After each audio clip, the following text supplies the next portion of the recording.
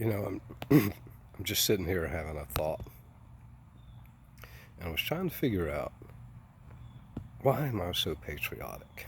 Why does a red, white, and blue choke me up? And I just started thinking back into my life, and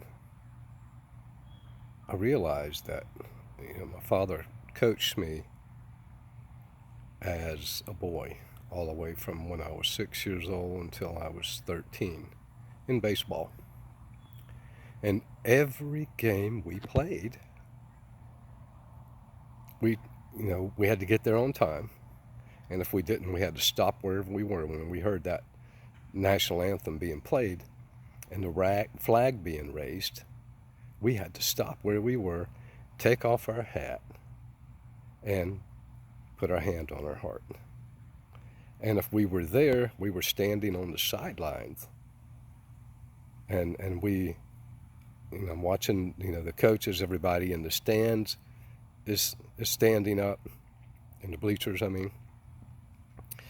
And we have our hands on our heart, and we are watching the flag be raised. And I was like, you know what? That was a great root that was planted in my life that is no longer happening in most cities in America.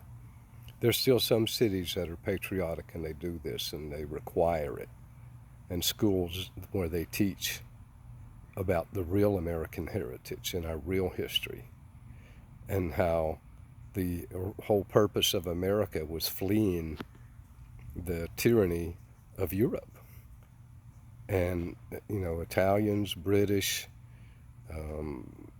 just the European continent fled to this place over a period of time for the, freedom of religion. And then the Brits kept, imposing sanctions and taxes and doing all kind of things to control them. And that really is what started the Revolutionary War. Was they wanted to restrain free religion. They wanted to control education. And we didn't want to have any part of that. And so those two things are the foundation of a country. What I learned out on that ball field, and also at our school, it happened every day. Now, when I was in school, it was 1st to 7th grade, and then 8th to 12th. And I started out in Remount Road Elementary, went 7 years there.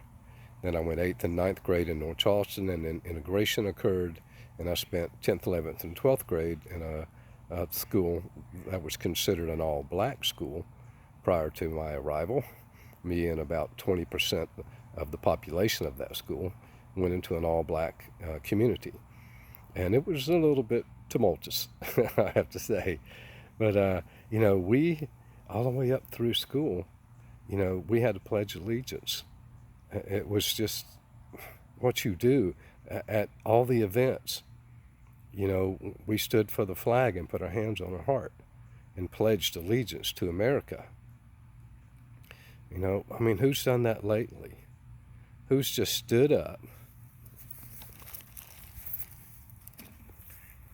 put their hand on their heart, and said, I pledge allegiance to the flag of the United States of America and to the republic for which it stands, one nation under God, indivisible, with liberty and justice for all.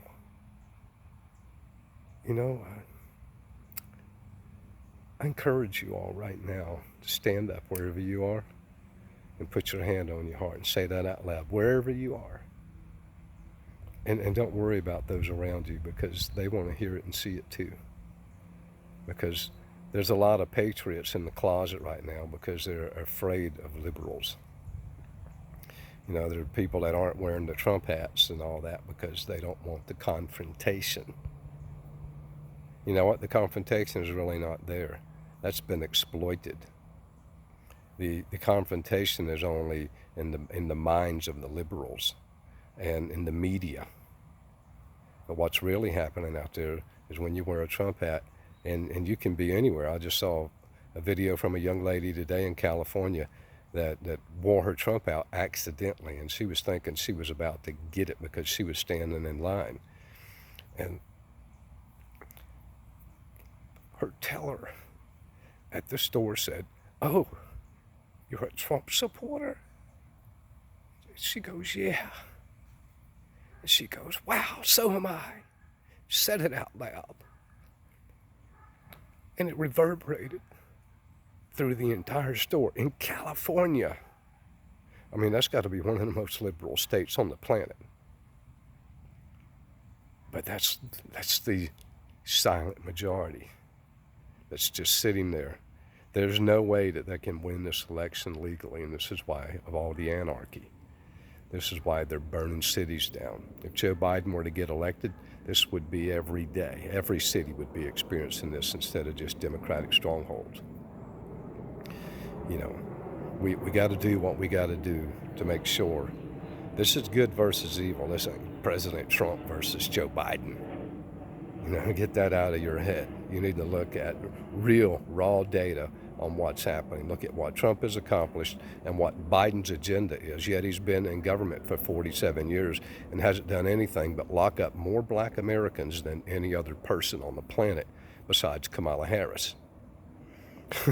So, if I were a black, I would be running for cover right now because these two people are crazy. And she's not a black person. She's Indian Jamaican. And she's a plant. You know, it's all a plant. It's all bullshit. It's all globalists trying to take over our country and using the situation, Black Lives Matter. I just went to Antifa and showed Wade, Amanda's husband to be. I said, look what I'm Googling right now, Antifa.com. And when I did and I hit it, you know where it went? Biden Harris. Think about that.